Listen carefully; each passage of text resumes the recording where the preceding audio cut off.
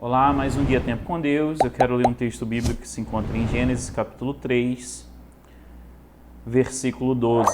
Disse o homem: foi a mulher que me deste por companheira que me deu do fruto da árvore e eu comi. O Senhor Deus perguntou então à mulher: o que foi que você fez? Respondeu a mulher: a serpente me enganou e eu comi. Nós temos aqui o primeiro casal na descrição da queda do homem. Pecaram, tiveram medo, culpa e vergonha. E revelaram aquilo que é uma marca predominante no coração caído, que é a atitude de não reconhecer os seus pecados e de transferir a culpa e a responsabilidade deste pecado para outros, para circunstâncias ou para pessoas. Somos rápidos para culpar os outros por algum pecado ou alguma circunstância. É muito comum na vida familiar, conjugal, na vida com os filhos, com os pais, né? Na vida de igreja mesmo, né? Dessa dinâmica dos relacionamentos dentro de uma igreja local. A presença de conflitos, é real a presença de conflitos. E em meio a esses conflitos, muitas vezes nós corremos o risco de não admitir os nossos pecados. Mesmo sendo responsáveis, mesmo tendo nós alguma parcela de culpa, nos fechamos para a realidade de quem nós somos, porque acreditamos na mentira de que nós não somos ruins, de que nós não somos pessoas más, de que nós não somos aquilo que as pessoas algumas vezes dizem que nós somos, afirmam que nós somos, e nós corremos para a atitude de culpar os outros ou alguma circunstância. Assumir a nossa parte em um pecado ou em um conflito é uma luta muito grande para nós. Há um elemento de orgulho que faz a gente achar que não somos culpados. Ou um elemento de medo, né, de sofrer rejeição quando a culpa realmente é nossa. O que eu quero dizer para você é o seguinte: quanto mais rápido as partes, ou quanto mais rápido nós pararmos de minimizar o pecado e admitirmos a nossa culpa, mais rápido seremos transformados, mais rápidos os conflitos cessarão ou serão solucionados ou serão evitados. Então, é necessário superar o orgulho. Por quê? Porque o orgulho, ele cega o nosso entendimento, o nosso discernimento e nos faz olhar para nós acima da realidade de quem de fato somos. Precisamos, por isso, de pessoas ao nosso redor que nos ajudem em nossos pontos cegos, que falem a verdade para a gente. Pessoas de confiança, pessoas que não vão falar essas verdades com a intenção de nos destruir, mas de nos ver melhores, sendo cristãos melhores.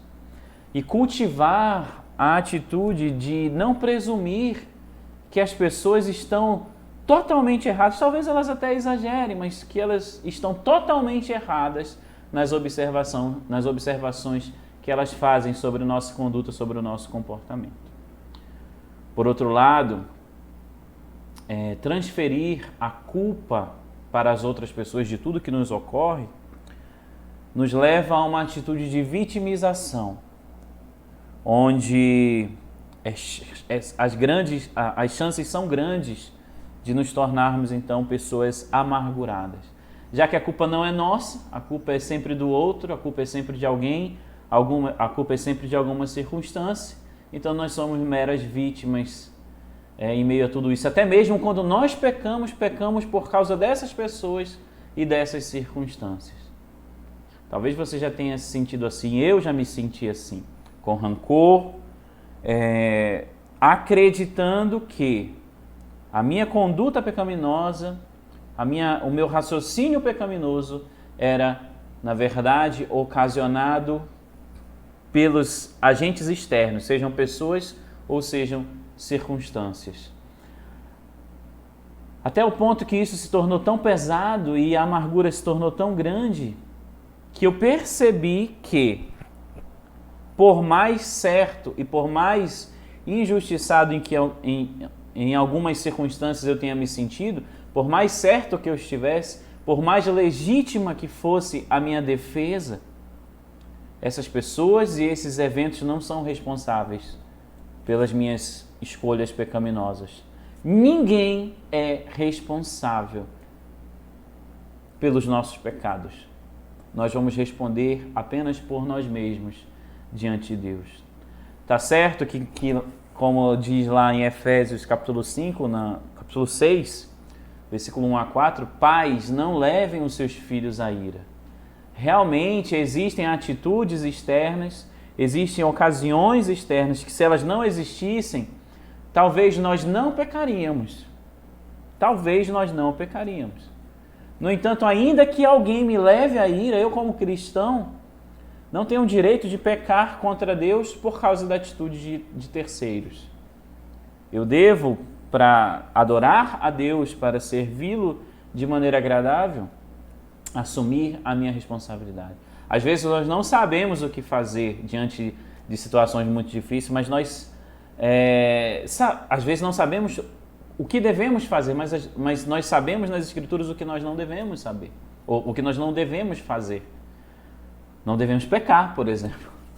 Então, devemos também considerar a realidade de quando nós transferimos a nossa culpa para outros e para as circunstâncias, de fato, nós não estamos culpando as pessoas, nós não estamos culpando as circunstâncias, necessariamente nós estamos culpando a Deus, que permitiu que determinadas pessoas pecassem contra a gente, que permitiu que determinados eventos ocorressem na nossa vida.